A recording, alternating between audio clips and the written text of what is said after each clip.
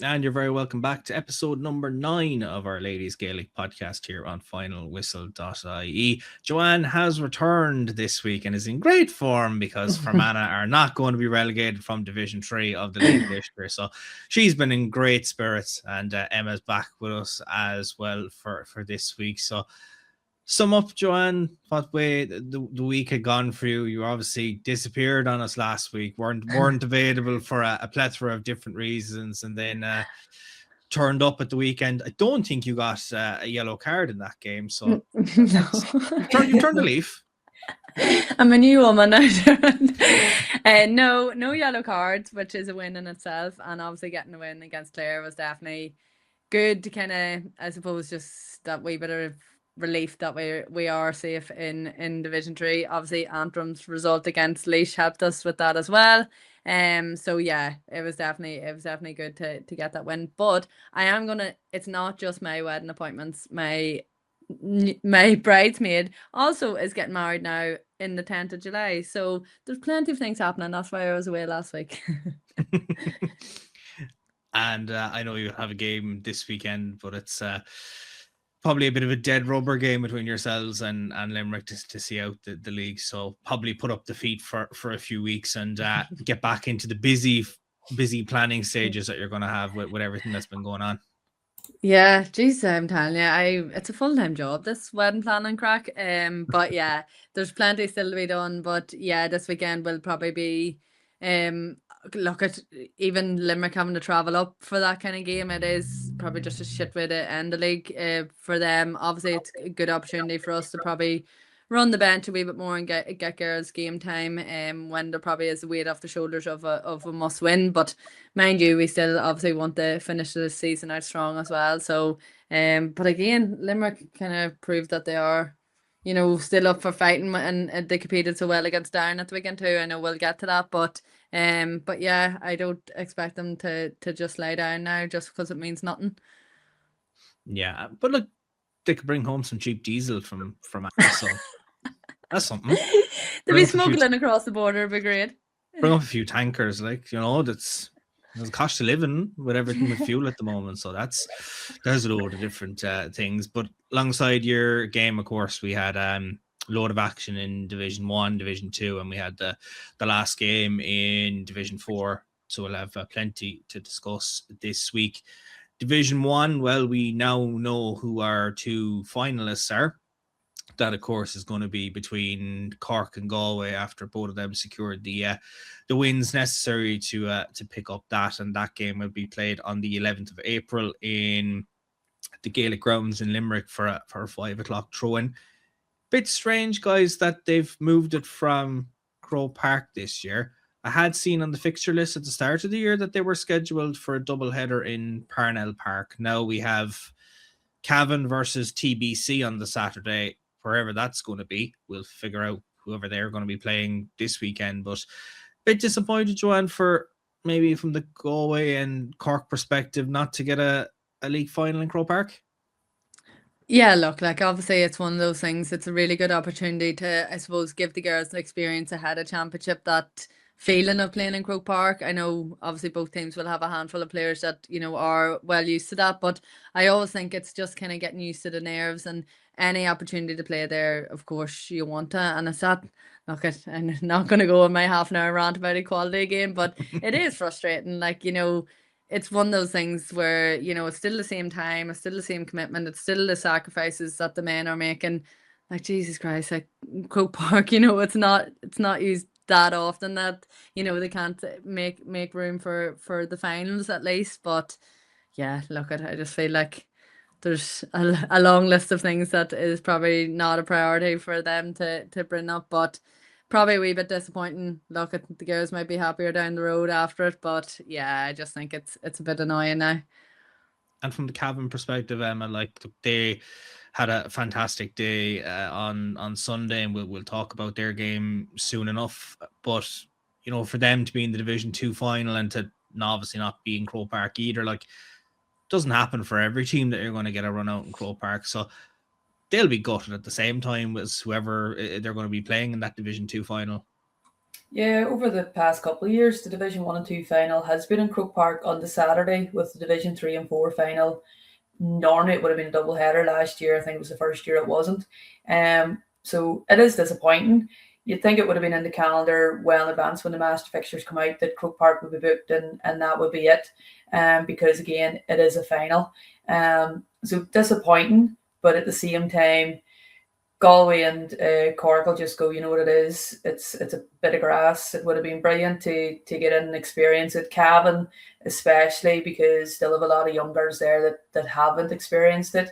So they'll be disappointed, but at the same time, they'll be going, you know what it is. Gives them another incentive to do well in the championship to try and get to the final later on to get to Croke Park. But disappointing, because you obviously, when there's silverware up for grabs, you want to be in the place of dreams, basically, to try and get up those steps to lift the trophy. So disappointing, but sure, I'm sure they'll concentrate on the final ahead and aim for championship later down the line to get a run out there.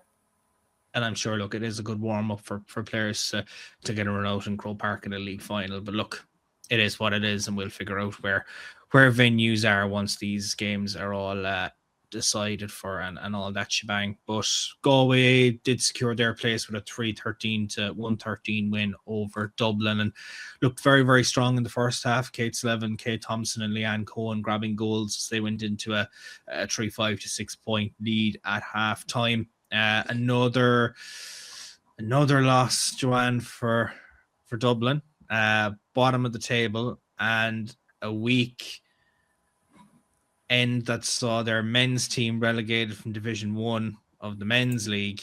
Following weekend, we could be talking about their women's team getting relegated from Division 1, and certainly be looking to pull up the socks now this weekend.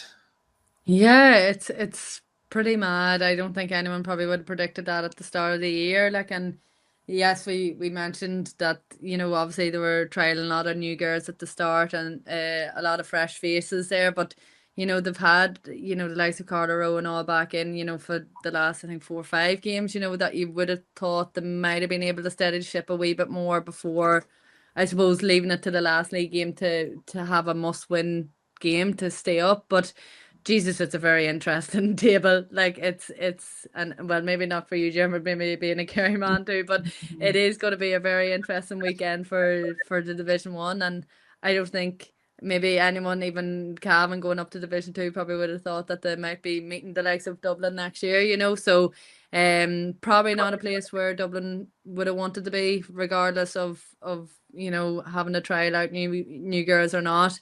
It's definitely one of them places where you want to stay up in Division 1 and play against the best teams to give those girls that experience of playing against the best as well. Yeah, I might do a disappearing act like you next week if we do get relegated out of Division 1. So we'll see what way that goes. But we've spoken about it, Emma, time and time, going through the Division 1 campaign, how Galway have just been remarkable, and the likes of Olivia DeVilly scoring 5 points for them, Kate Slevin with a goal and 2. They just looked on the money from the word go. And look, to be fair, Dublin, you know, performed really well in the second half, but just again fell short, and now they have a home tie with Cork this weekend to try and rectify it. And Galway will be, you know, very confident going into the league final off the back of this, and certainly look like they're just going to push on now come championship. Yeah, Dublin will possibly be hoping that Cork put out a second string against them this week to give everybody a run out before the final. But the only thing is that that's a bit dangerous too, because the Corkers that haven't got much game time will be fighting to try and get their spot for the final to prove that they should be given a chance. But Dublin, to be fair, pushed the whole way. They didn't give up. They didn't lie down. Like, they've Kate Sullivan, Carla Rowe, Niamh Hetherington, Orla Nolan. Like, they do have a lot of their stronger girls back. And we've said they've been slowly progressing, slowly building. They've had a lot of girls' game time. I think somebody had said that there's 25 new girls possibly got game time, which is amazing at the same time. And it's in their hands. They could go down to or play Cork and blow them out of the water and just say, do you know what it is? We're here to fight. Or they might just say, look, we'll go down, we'll give it our all. Whatever happens, and we'll focus on championship. But Galway forwards, like, I think Roisin Leonard's been one of their key girls the whole league, and she didn't feature. I'm hoping that she was just away on holidays or unavailable, and it's not an injury picked up. But to bring in Olivia de Villy and then have her other two sisters playing in midfield, it's like a wee family troops there, like. And then again, the Ward sisters just moseying along too. They just look like football's easy for them at the minute. They're enjoying it. They know the role, their movement, they're scoring. Like, it's just free flowing. Like, I think Olivia got a 2-pointer, and it was just so lackadaisy, just a big strike, and the big lanky leg on her just went up, and it was just floating, and the ball was going and going, and you're going, right, well, just made it look so easy. But that's, suppose, just confidence oozing out of Galway at the minute. And like, you would fancy them to go, and the Galway Cork battle in the final is going to be immense, because they're two teams that have been class the whole time, and it'd be a good battle to see for the future in the championship what's going to come out like. But Dublin, again, as we said, they're slowly progressing. It's probably unfortunate that they're getting Cork. You can look at it either way. We could see they might get Cork on the hop because they're already looking forward to the final, or, as I said, the other girls might turn up and say, you know what it is, we want that number 1 to 15 jersey, like. So class big Galway, like. Yeah, and look, this is a Cork team that everyone thought coming up to Division 1 after being in Division 2 last year, we're going to go straight back down to Division 2, and 6 games unbeaten, booking a league final place. I don't think they'll want to go down or go up to Dublin to suffer a defeat. I think they're going to go up and just have a game plan to prepare for a league final, and probably not take the foot off the gas. But like, 4-8 2-12 win against Meath wasn't as easy going as they wanted to solidify their place in a league final. But like, their own shooting output on the day, fantastic. Katie Quirk, I mean, we've spoken about her for, it's in nearly every episode we've done of this podcast. We've mentioned her at least once, if not 5 times on any given episode, grabbing 2 of their goals. Anya Terry O'Sullivan and Amy Corcoran getting goals as well, and game to spare now that they can use and develop players for this weekend. We'll see what way they managed to turn it around. But Cork looked very, very strong, Joanne, and I think Meath will be disappointed that while they did rally late on in the game and tried to close the deficit and tried to turn things around, they're now in their own little bit of a relegation battle this weekend. Yeah, exactly. And it's probably one of them things where they probably didn't realise they were in it until that last 20 minutes or so, where they were really coming back and closing that gap. But Cork probably just had them goals, probably just did kind of, they pushed the lead out that wee bit more, that it made it so much harder for me to really come back from. And I always find it interesting this time of year, like Cork had basically, I think they had secured their top spot, or they were basically on mark to do that, and Meath really needed a win, to kind of, I suppose, leave them out of that relegation battle. And again, like you mentioned, I don't think Cork's going to go down and leave it easy for the likes of Dublin. I just think it's one of those things where Cork are just looking very, very competitive. They're looking like they're really in that flow state, kind of similar to Galway. And at the end of the day, you do want to win. Like, I don't mean, what else is Division 1 teams playing for? Because they can't get promoted. So, like, we're all competitive beings. They're obviously wanting to get some silverware at the end of it to bring that momentum into the championship. But like you mentioned, Jim, I think Cork have just really, really shown their class and shown why exactly they're meant to be up in Division 1. And it just seems like consistency. Like, again, I feel like you're kind of laughing. I know where we keep talking about Katie Quirk, but I know she did damage against Kerry too. But she is a fantastic player to watch, and like, for that goal was probably the most, like, I suppose, jinky I've seen her all year. She just seemed to really, really hone in on that. But yeah, fantastic game of football. But again, probably a wee bit too little, too late for me. And Meath will probably just disappointed Emma with the way that they conceded the scores. And I know Emma Duggan had that free that she dispatched in the second half, and while it looked like, okay, after scoring that, maybe you're going to push on and go from there. You see Anya Terry O'Sullivan palming the ball into the back of the net, and while Marion Farley got their second goal late on, it was just a little bit too late for them. And like Meath are still a very, very strong team. Emma Duggan coming away with 1-5 that day, and they are going to be a bit changed now over the summer with more players leaving them this year. So I don't think they'll want to go back down into the realms of Division 2 with how competitive it is down there, and we'll be looking to preserve their place. A home game against Armagh would be tricky one for them.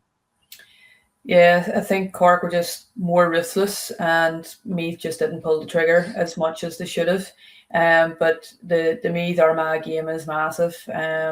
Obviously, that fixture is probably going to do wonders as well, because if they had been playing somewhere else, they would be in panic stations, because you're just looking to see who the other headers are. So Kildare and Kerry is a massive game too. So between them two teams, they could be safe, but you just can't rely on other results, as we found out over the weeks. So Meath will be gunning to try and stay up, just for that point of it's hard to get back up when you go down, and you want to try and get a performance in the lead into championship.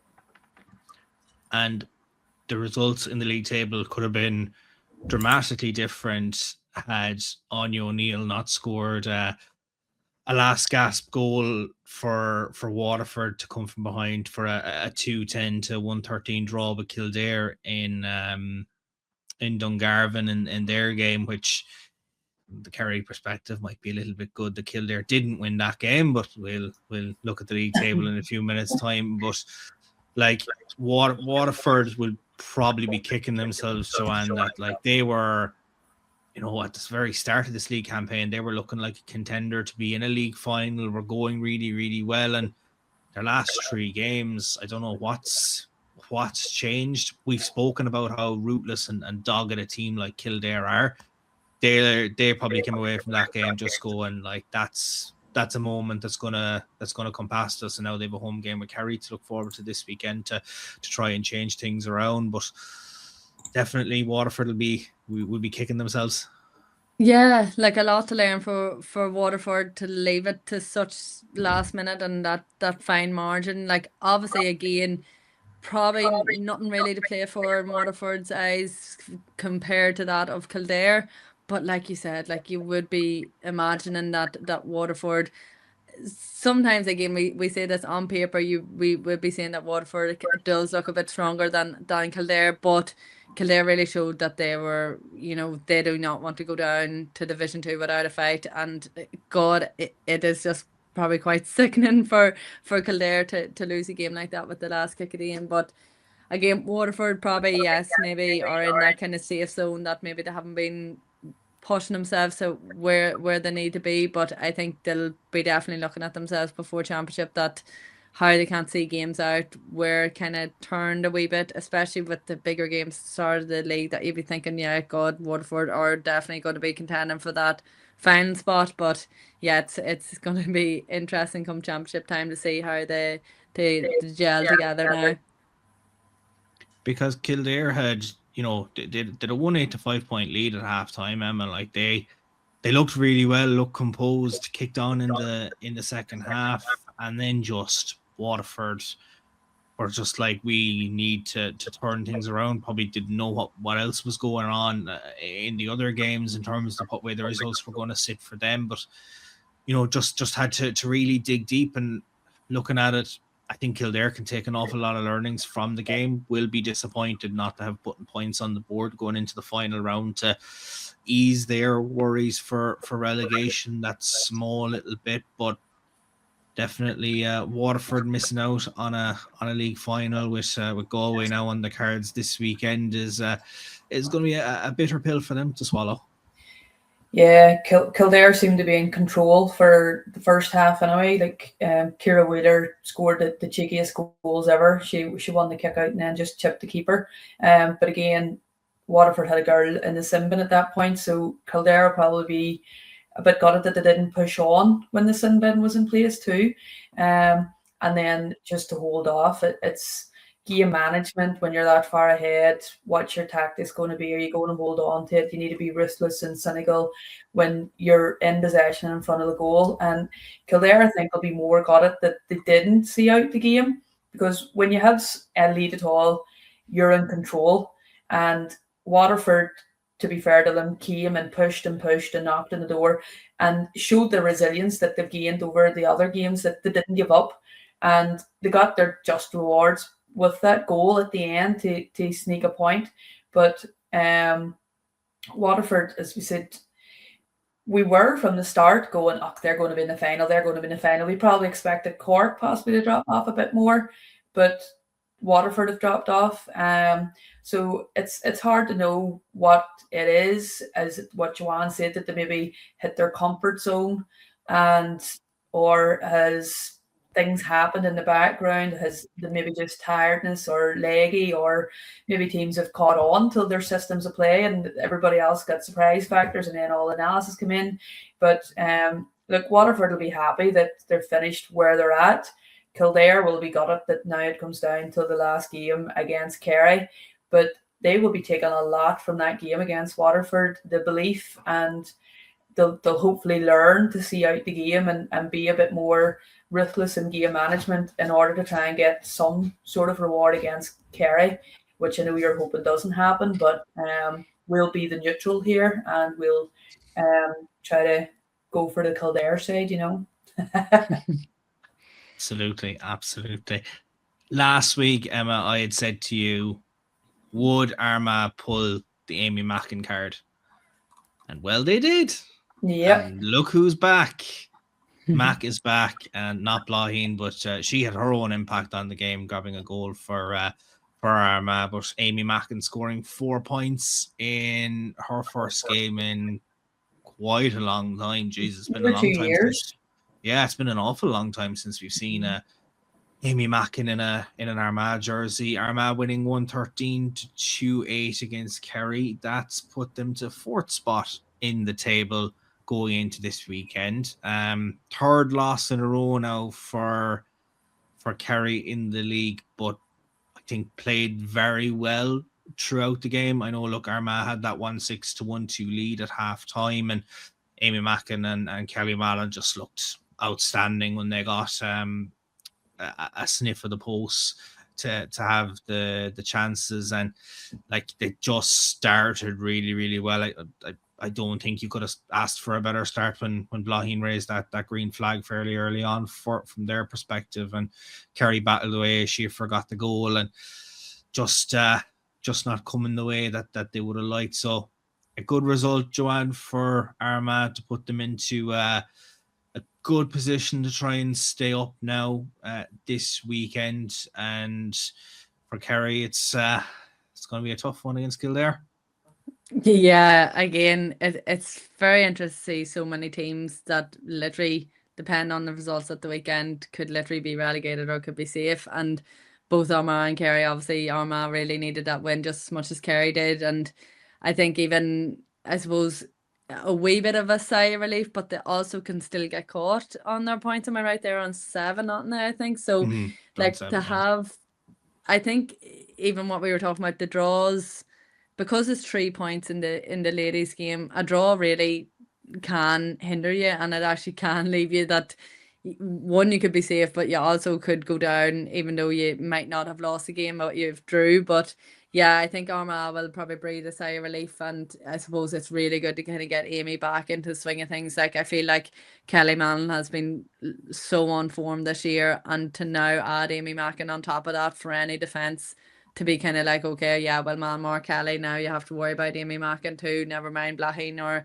any of them coming back in, like Aoife McCoy and all too. So they have a very, very good team. They might just have done enough to stay up, but again, they have a big game this weekend as well. Kerry on the other hand, obviously, them and Kildare both fighting for that place, that it's going to be probably just not Kerry's year. Not to say that they've been miles away. The losses have obviously been very close, but it's just not being able to close a game out or to kind of edge back that deficit. But like when you name some of them players, like again, you obviously know better, Diarmuid, but how they're in a relegation battle is mental. Like Division 1 has been very entertaining this year.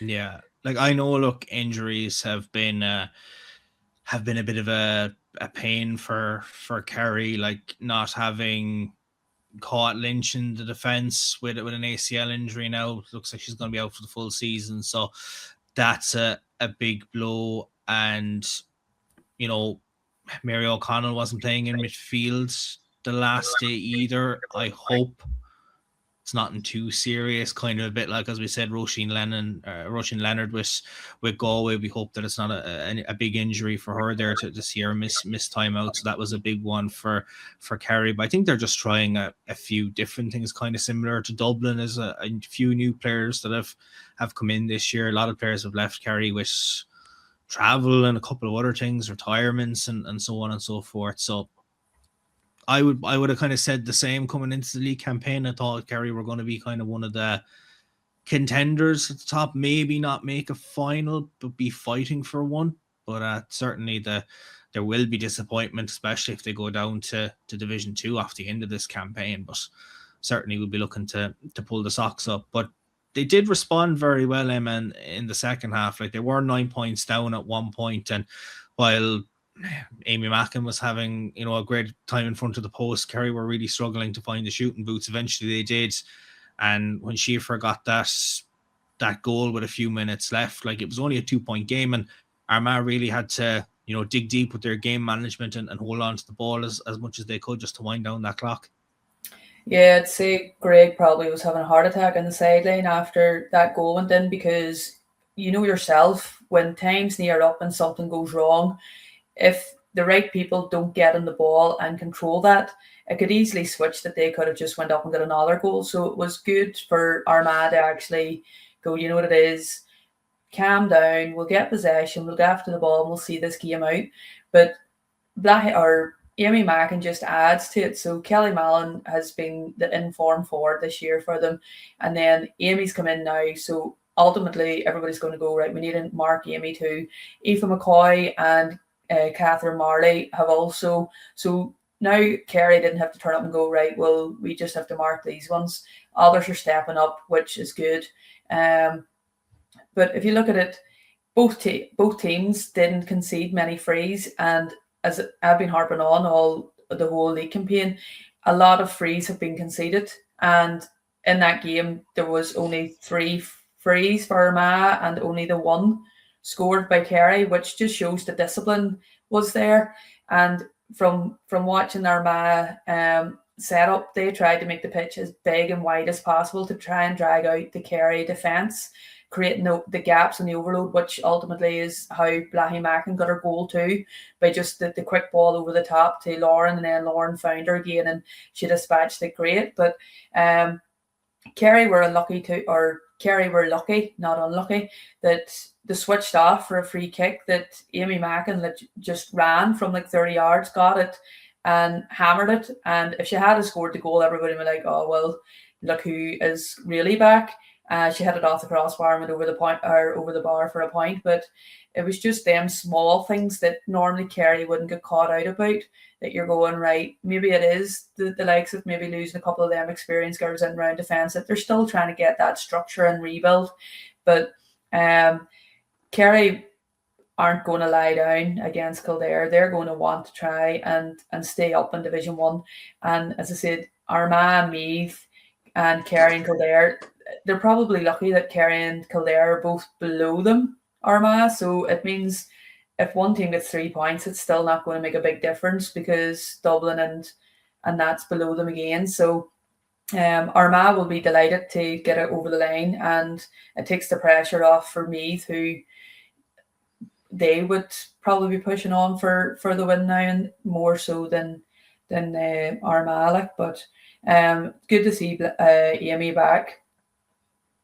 Not from our perspective, but great. Great to see her back. But maybe another time and not score 4 points against Kerry, that would have been a nice thing. Maybe she could have played against Dublin or any other team. But you have to take it. Did Danielle play camogie, or did she miss the camogie for the football then? Oh no, she was there. All right, just no didn't. Helicopter, no. No, and I don't think she came off at half time either to get on a helicopter. I think she went off in like 36 minutes or something, but I don't think the helicopter would have made it to Derry in time for the Camogie. But they had a great win, so it was fine. Yeah. that she missed it. But here is the most important bit of information after the week, and that is, of course, the league table in Division 1. As we said, Cork and Galway are into the league final.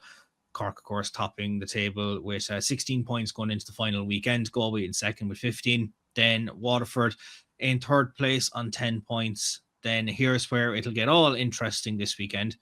Armagh in fourth on 7 points. Then Meath and Kerry in fifth and sixth place, respectively, with both 6 points. Kildare in seventh with 5 points. And then Dublin bringing up the rear with 4 points on the board so far.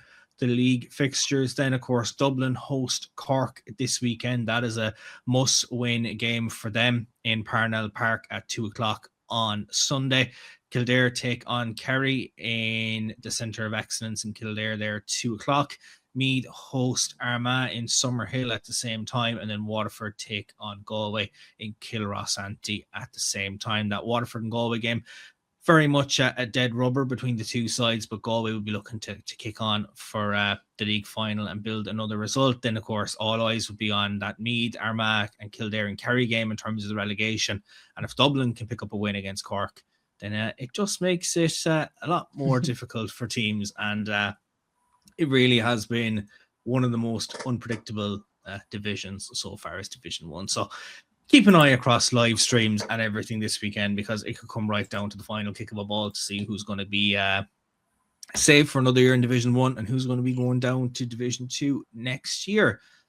But one team that are going to be up into Division 1 next year are Cavan. Cavan have been the story of success so far in Division 2. They've just been a fantastic team to watch, and a 110-16 win over Tyrone, Joanna, a good Ulster derby, and a big result now for Cavan. First time ever going up to Division 1. Great celebrations at the end of their game, and they can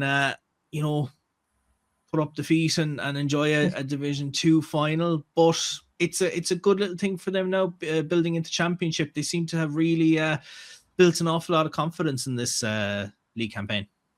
Oh, without a doubt. Again, probably wasn't tipped at the start of the league campaign to probably be where they are now, and they've probably proved why they're able to be up in that division and pushing on into Division 1. Like, they've some fantastic players, and to play without some of the experienced players, some of them are only coming back at the tail end of the division, which is unreal, and they've probably proved that they can see out really close games like the Tyrone game, and what an interesting game it was, with the yellow cards, with was it 5 breaches that Tyrone gave away? Like, crazy stuff in one game of football. But it's definitely not to take away the credit from Cavan and their success this year. And I definitely think to our detriment, it probably will give them a lovely boost going into championship, and obviously to probably get silverware at the end of it will be a nice wee cherry on top of the cake for them. And even just to have them, I suppose, older girls that's coming back from injury, like Ciara Lynch and all, like, it's just, Clara Lynch, sorry, to get them girls back, what a boost to a team in general. So yeah, looks like there's nothing stopping Cavan at the minute.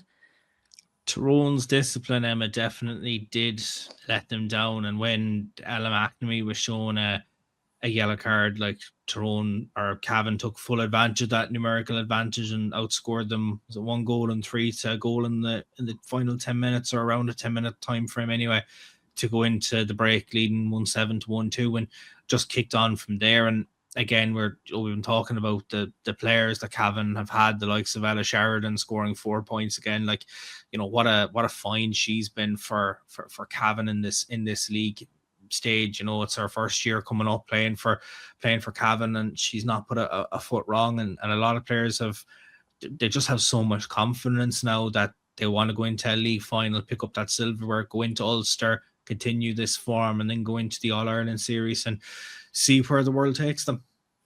Yeah, they're riding on a wave at the minute, and it's just how far that wave will take them.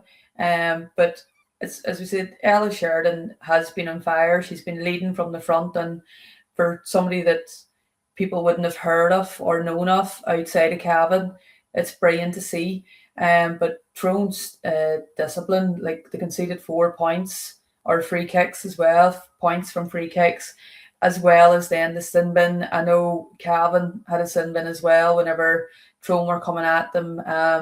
But that was later on in the game that, rightly, whenever it's a derby game and it's tenacious and whatever, you're going to build up ticks as well. So it could have been everybody could have been on like their last leg. So it one tackle and anybody could have been gone. But Niamh Keenahan has been immense for Cavan.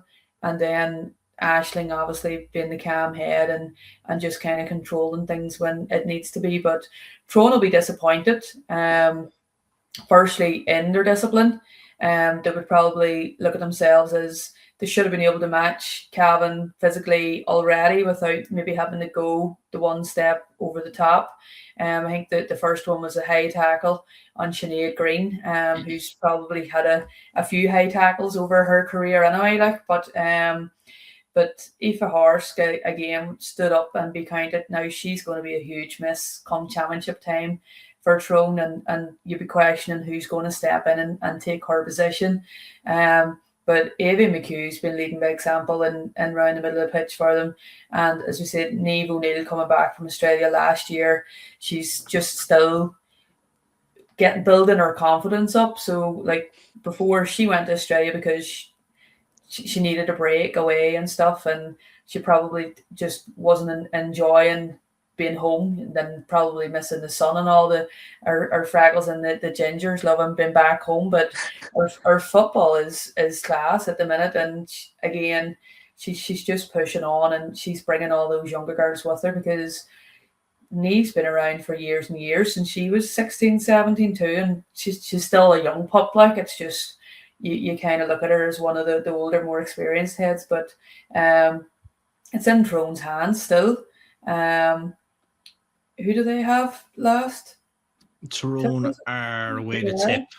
Tipperary. It's, as we were going on about travelling and stuff last week, it's going to come down to the wire. But then Donegal are away to Wexford, and Wexford they'll probably want to go out on a high. So Tyrone just have to go out, and it'll be the same as Mayo, and all they can do is win their game and hope for the best that Wexford can do something against Donegal, because as we said before, you can't rely on other teams to do the dirty work for you. You need to do your job and then hope for the best. But Tyrone have been on a high, and it was interesting to see Cavan knocking them back a wee peg too. Like, yeah, and like this loss for Tyrone was obviously a big blow for their hopes of promotion, because Donegal also lost at the weekend when they took on Tipperary, and big blow for them to,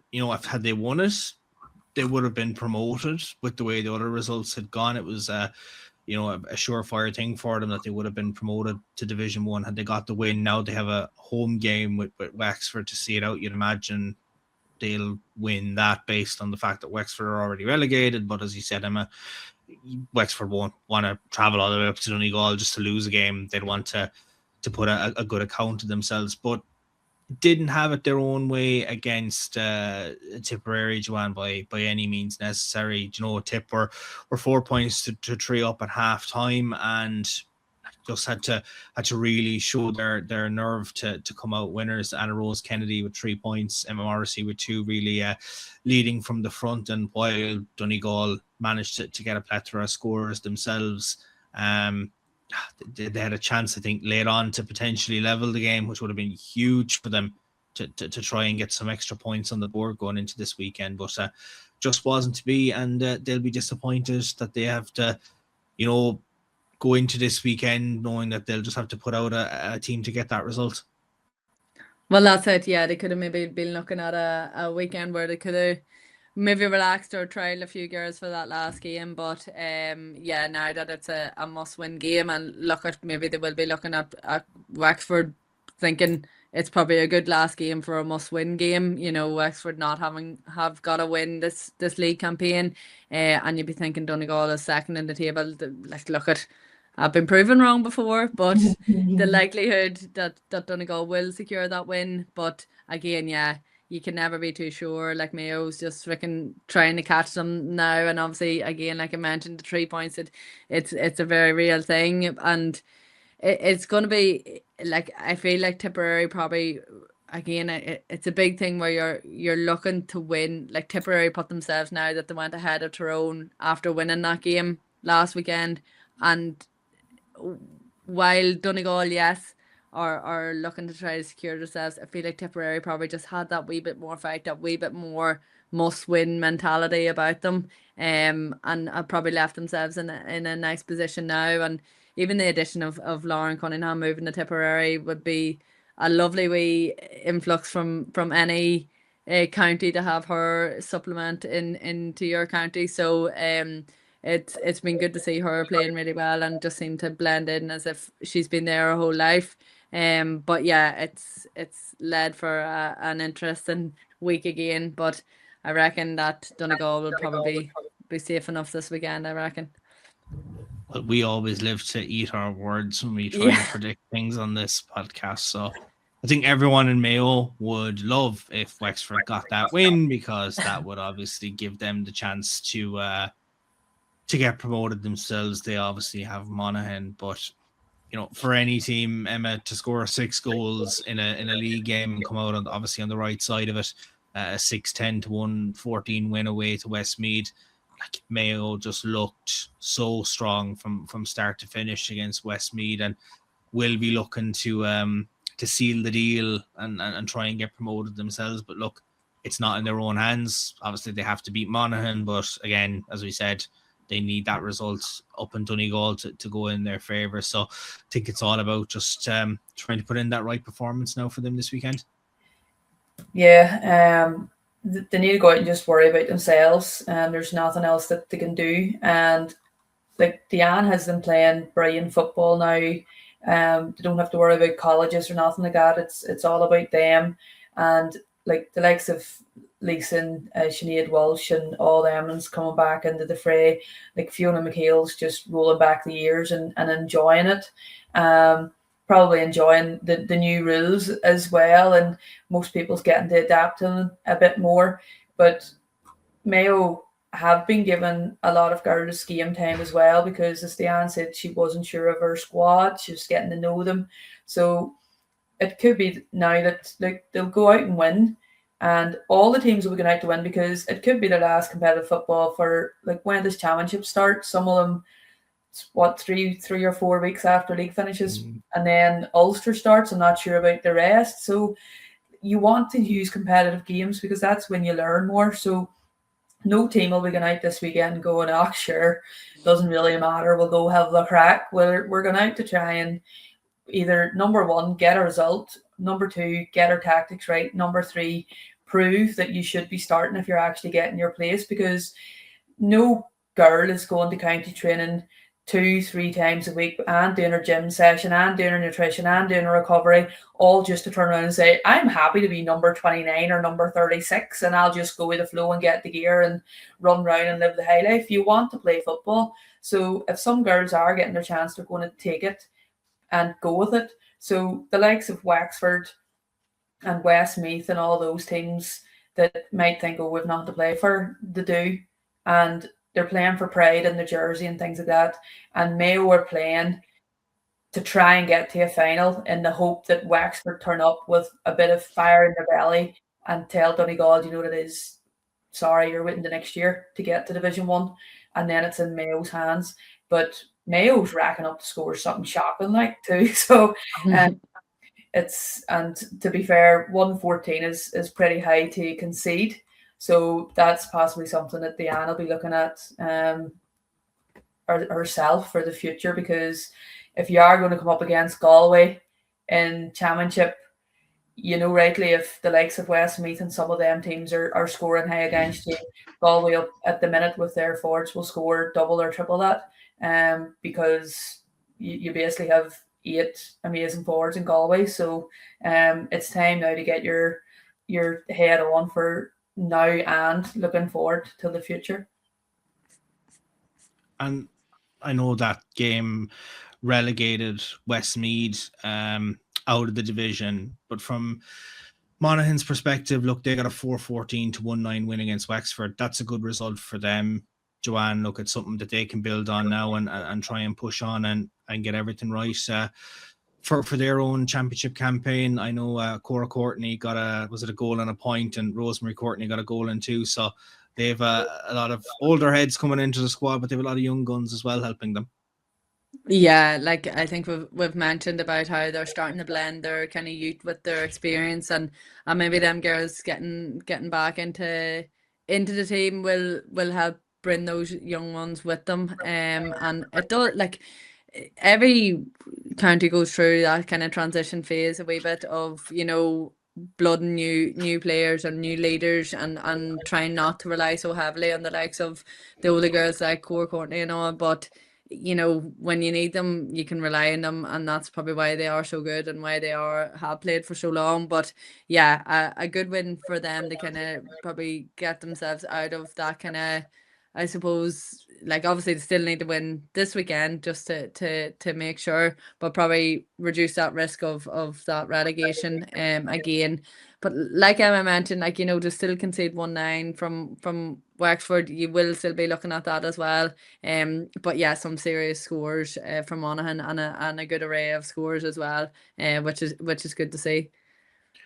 And like, to look at the way that the league table has now, I suppose, shaken itself up. Obviously, Cavan, one and done. They're obviously promoted and are in the final, and we'll be waiting to see what comes out of it. But trying to bet on who's going to finish second will be the interesting one. Obviously, you could say Donegal will be favoured based on the fact that they're hosting already relegated Wexford, who haven't gotten a win so far in the championship and have had quite a few heavy defeats when Donegal have had quite a good plethora of scorers in that respect. And then you have Mayo, who obviously will play Monaghan, and then if both of them were to lose, then it comes down to Tyrone and Tipperary's game. If one of them wins it, then it's one of them goes on to 13 points, and if Mayo and Donegal both lose, then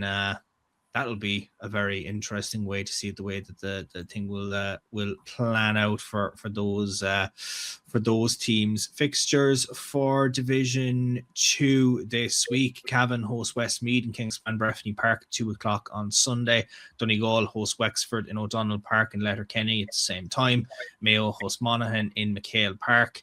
And Tipperary welcome Tyrone to the Clonmel Sports Field at the same time of asking. So now, after their high-scoring game at the weekend, Mayo are still in contention for promotion in a very competitive Division 2, but results this weekend will be very intriguing to see just who manages to join Cavan this year in the final, and of course secure promotion to Division 1. Delighted to be joined by the Mayo vice captain, Sinead Walsh. High scoring, Sinead, as I mentioned at the weekend, and it's not all in your own hands now this weekend, but you just have to try and get a result nonetheless to stake your own claim for promotion. Mm-hmm. As you're saying, it's a very competitive division, and every game you have to go out and win, and the 2 draws over our league campaign, like, you can see the effects now, having, like, it's down to the very last game for both teams, for us and Donegal. So we just have to go out on Sunday and win the game. And look, it's not in your own hands as well, because if Donegal pick up the result at home to Wexford, even if you do win against Monaghan, unfortunately, just won't go your own way. But how would you rate the league campaign as a whole if it just doesn't come to fruition on at the weekend? I'd say we take a lot of positives from the league campaign. As you were saying, it's not in our own hands. It's going down to the wire. So you kind of just have to take every learning from every game. And we're a new squad coming together with new management, and we're taking a lot of learnings from every week and trying to build each time we're moving forward. So I'd say a very positive league campaign. We've learned a lot, we've improved a lot, and we're going to keep building on it.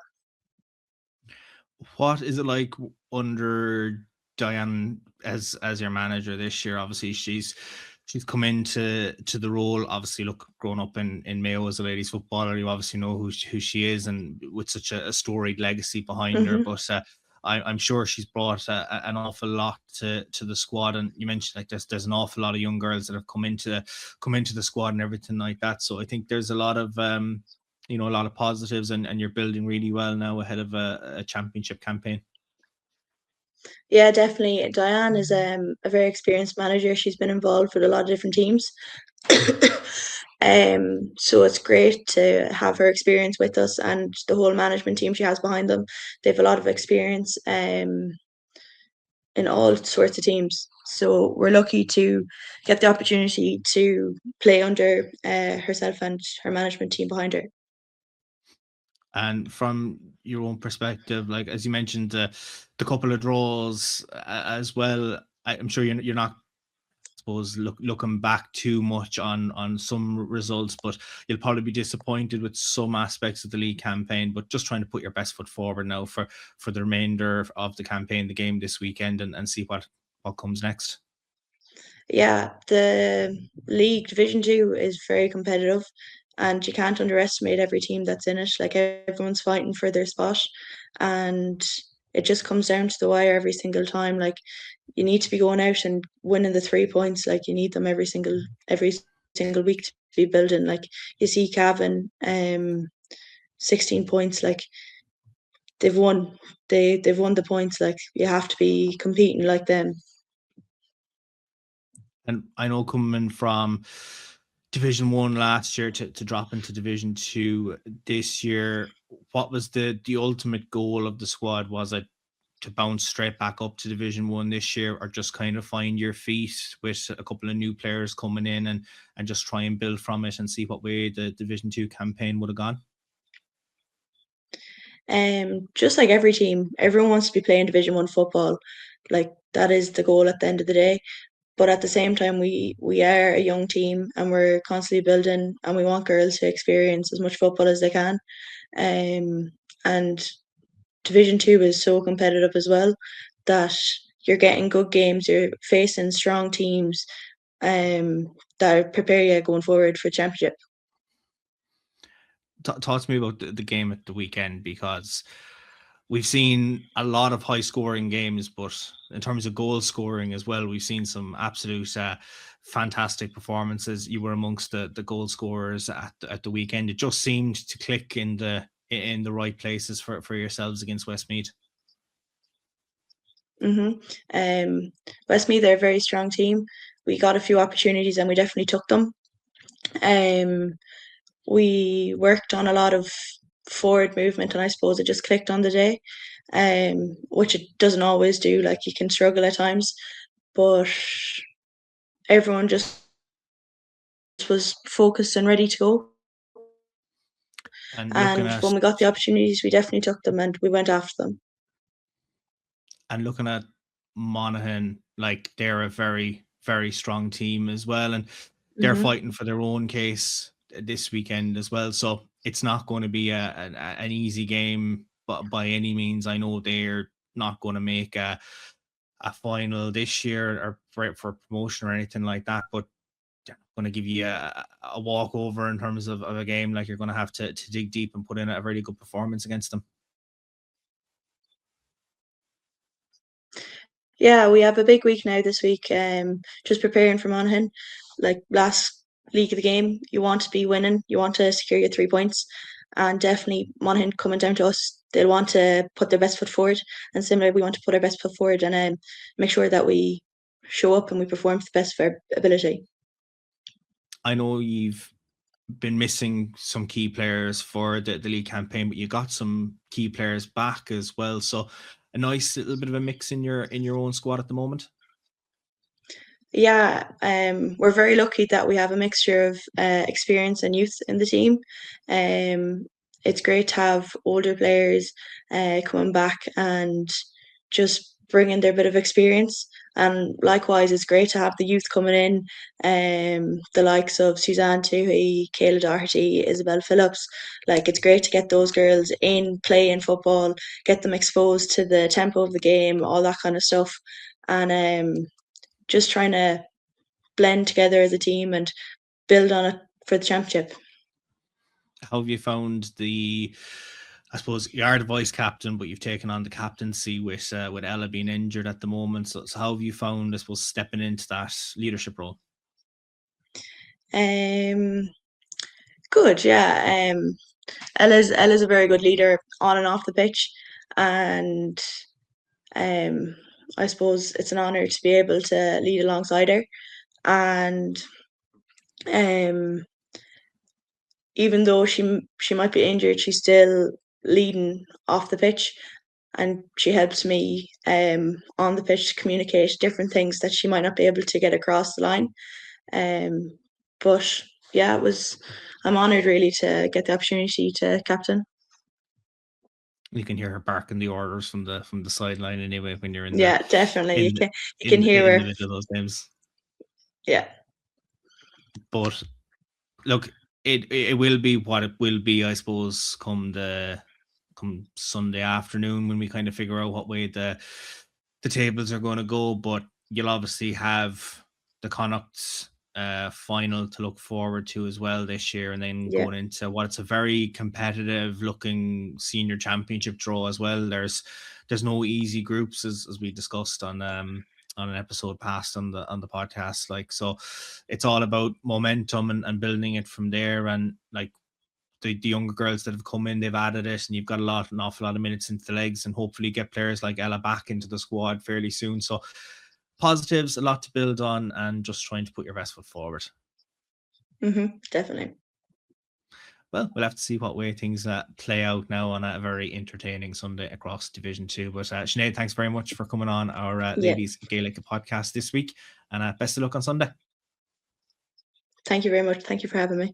An awful lot to digest from Division 2, and I think Division 2 is going to be alongside Division 1 the craziest of the divisions this weekend, because Division 3 is going to come down to one game this weekend, which is of course Antrim taking on Down in that one. But we'll obviously have to start with your win, Joanne, because you're back with us this week. So no better place to start, because the threat of relegation was hanging over the heads, and as Emma said last week, you got 3 home games to end out the league. So I don't know who was bribed for the draw to get 3 games in a row, but you got another one at the weekend, playing in your home club pitch as well, which I'm sure was a special moment to represent your county in your home pitch. It's obviously something that you'd love to do. But fantastic win against Clare, and of course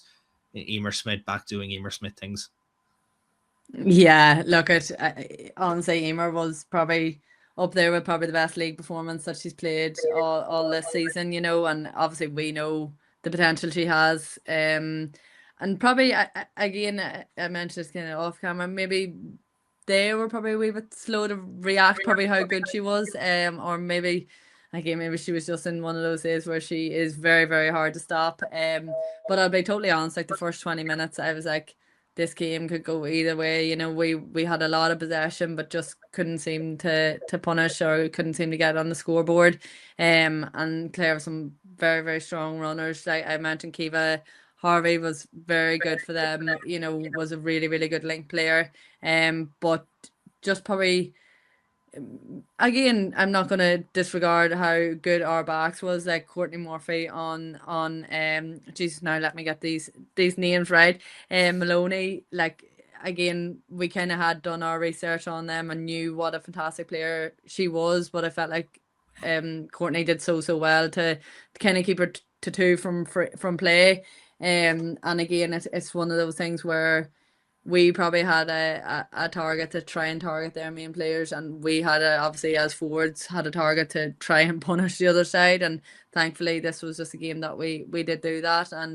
And yeah, probably we need to look at how we don't rely so heavily on Emer, but like we got a lot of frees from that, like the running power and the opportunity that girls, I suppose, ran through Clare's defence that maybe left them that they felt they had the foul. And look at, I feel like with Emer as well, she's one of the best free takers as well, that it's kind of nearly like a guaranteed score when we do, so it's nearly a good thing for us. But yeah, it's one of those things, we're just delighted with the result, delighted with Antrim's result, to kind of just secure that we were safe in Division 3. So after not really probably getting the start like that game against Roscommon, we probably let go, that the draws kind of come back to bite us. We should have probably been contending to be thereabouts for promotion, but obviously the way games left, that we were actually fighting for relegation. So how did tables turn fairly quickly, with just a few draws and a few losses. So yeah, we're glad to be safe. But you said the draws are big factors, like you drew your first 2 games, so yeah, other teams, the likes of Antrim and Louth and Down, have been winning, so it's hard. He's lost out in 4 points near enough in the first 2 weeks, like. But yeah. You have to Yeah, it's mental. Yeah, I feel like it's such a, like in the men's, like, it's still a point, and that can be a massive thing, whereas it's only a point, if that makes sense, in women's, so it's, yes, of course, it's not a loss, but like obviously, like for example, that Roscommon game where we obviously could have lost it very quickly at the end, but the difference in a point to get you 3 points on the board could have been a whole different story in the league campaign. But yeah, it's just the way it went this year, and look, that's for us to learn from as well. And are you proud you didn't get a yellow card? He's going on as if I am the roughest player ever, but yes, I am proud. Now the score, the table reads 2-2 and 2 in terms of 2 wins, 2 draws, and 2 losses for you. So that's a fairly interesting, and like the way that you've, as Emma said there, like to have drawn 2 games and then to I suppose pull it out of the bag. But like Emer scoring 212 was obviously massive for you, but 10 frees, like I think Emma Clare will be kicking themselves with their discipline and how often they give away frees, because as Joanne said, like you can't really be given those chances to Emer to have a free shot at the post. No, but as Joanne said, that they seem to be slow to catch on to who Emer was. And like, to be fair, it's not like she's new in the scene. She's been top scorer in the league for how many years, championship for many years. So like, you're kind of going, were they naive? Why did somebody not like click on to that? Why did they not click on in the first couple of minutes? Look here, or even at half time, like, we need to stop fouling when it's in her range. You need to be more disciplined. Like Chloe Maloney scored 4 frees.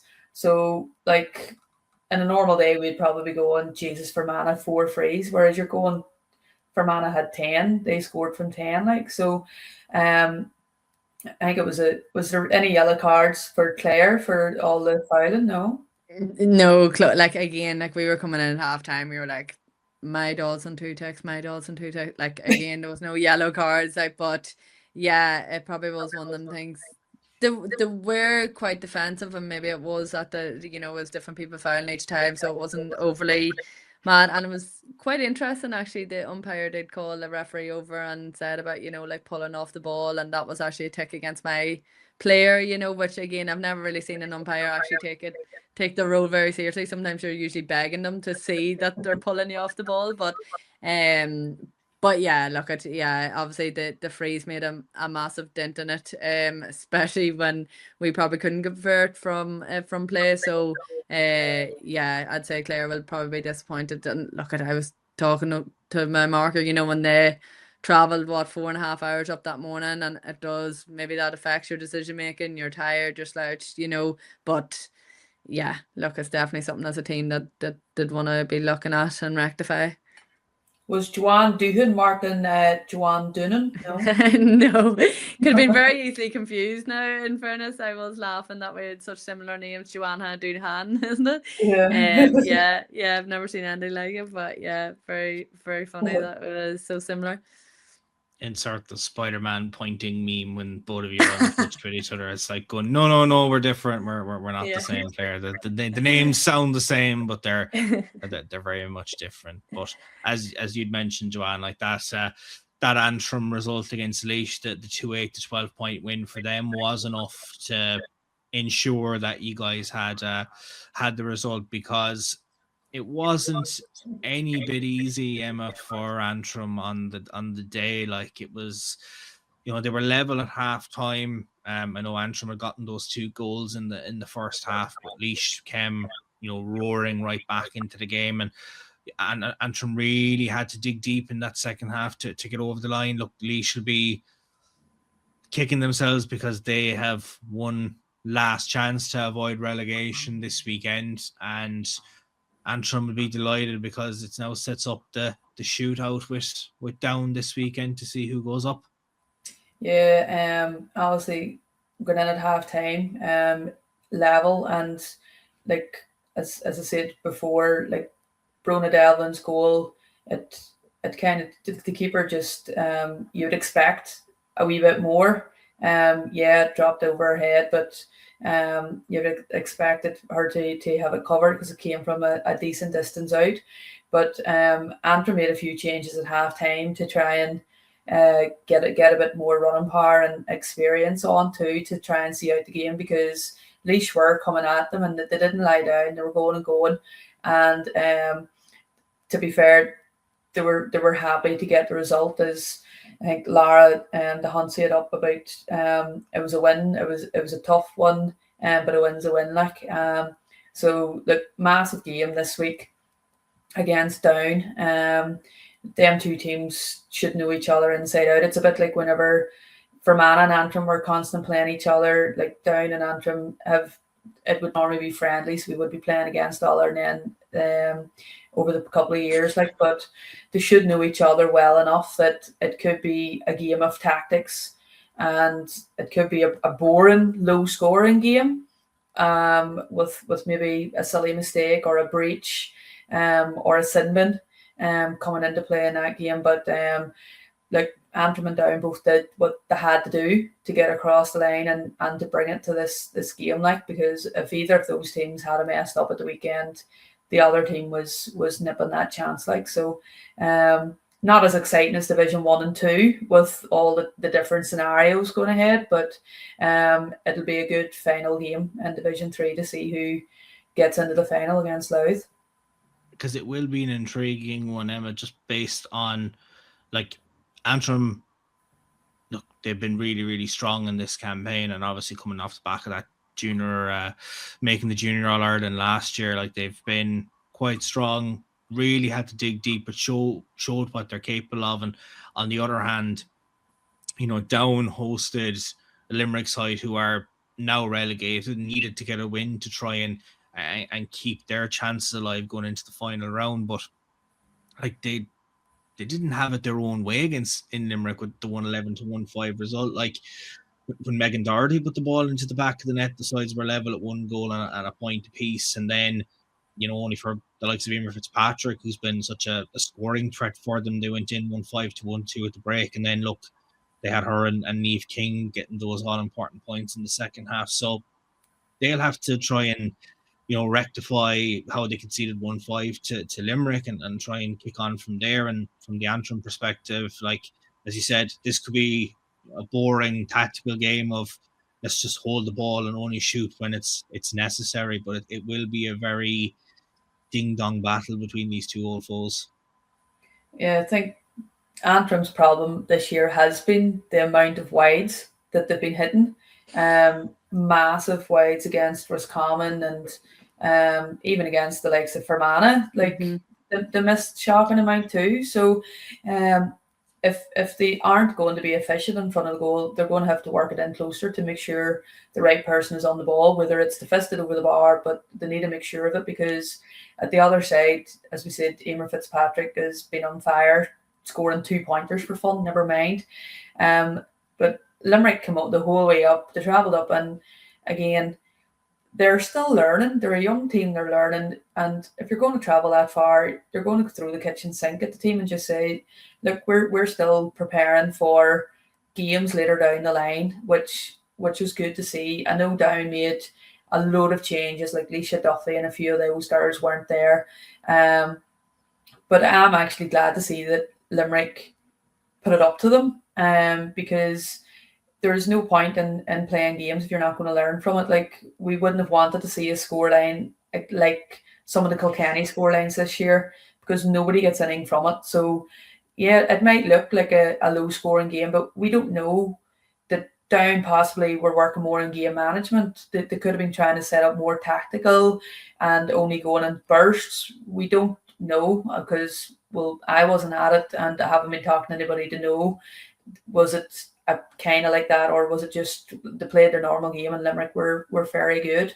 But like this weekend's game could come down to wire, and I don't know, like Kyle will be wearing our Down jersey and be on the sideline, I'd say, wherever the game's at. And obviously the other result from Division 3 at the weekend was Louth getting promotion with a 114 to 1-8 win away to Roscommon. Again, another team that had to really, plug on late when they needed to. They managed to get 1-5 without reply in the final 10 odd minutes of the game, and like they were 7 points to 3 up at half time, but Roscommon, with the aid of a very strong breeze, just came right back at them. And then it was Kira Woods' goal that ultimately proved the defining score for them, Joanne, just to get over that line. So from Louth perspective, look, coming into a league campaign as the All-Ireland Junior Champions, they wanted to build from it, and they'll be looking for Division 2 football now next year and looking to build on now for the intermediate champo this year.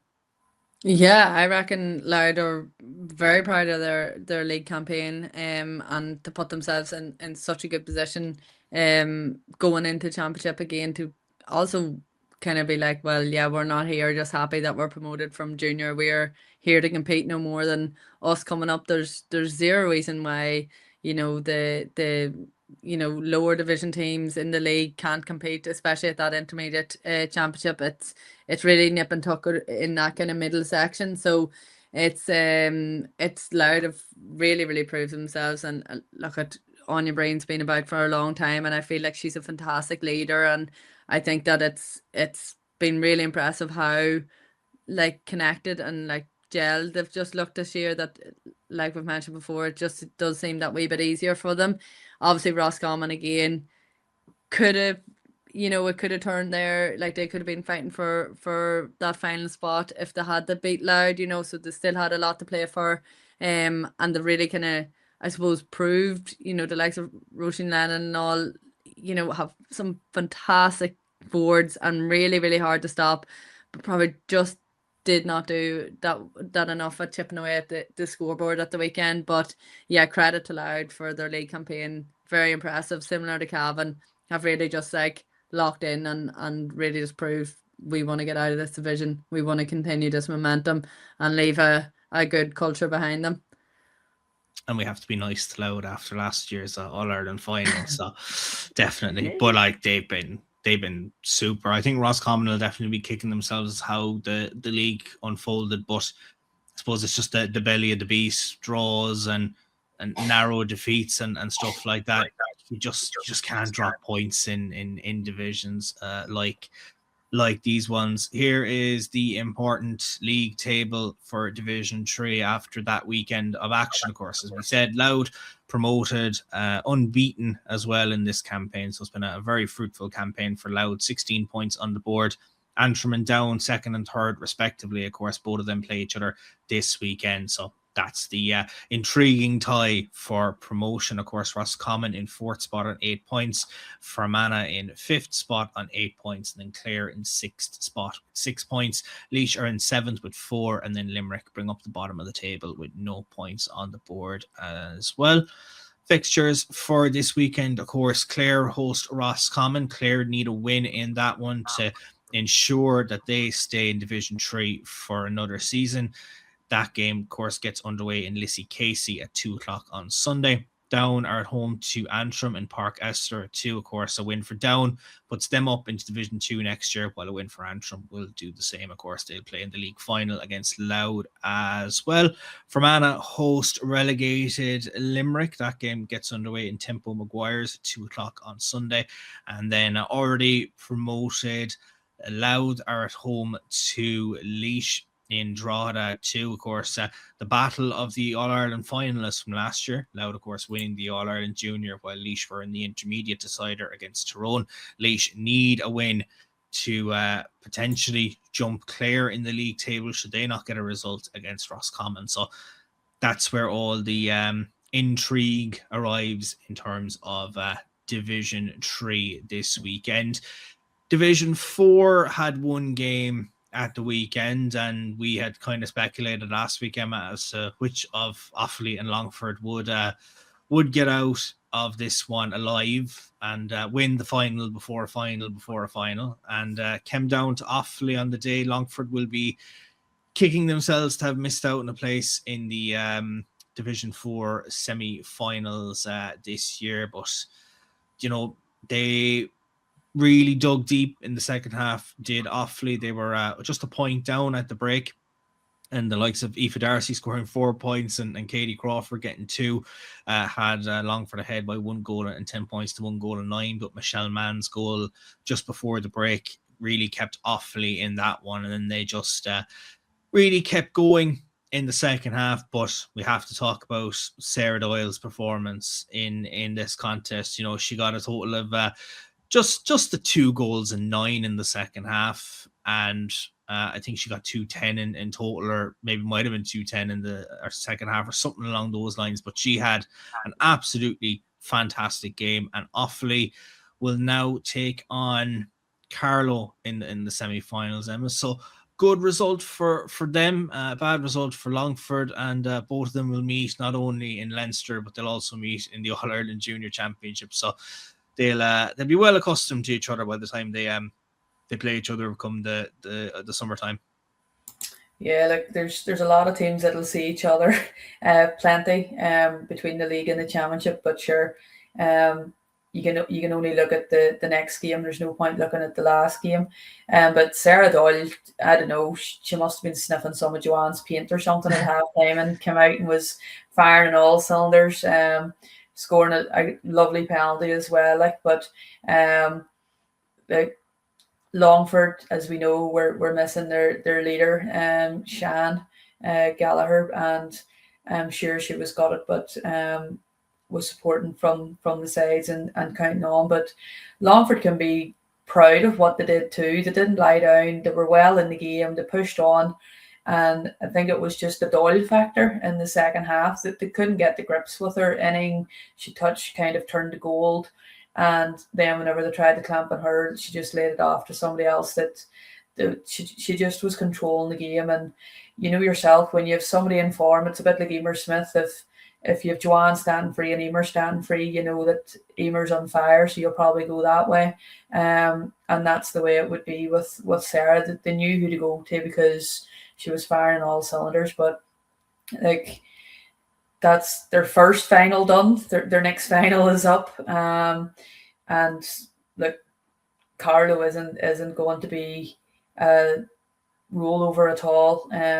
I'd say if Carlow, the whole squad wasn't there watching that game, they would have had somebody there doing a lot of analysis that they'll be earmarking Sarah Doyle for some personal attention in the next game. But semi-final is where Offaly wanted to be, and it's just the way it goes now. And whereas Longford just have to go and look forward to the junior championship.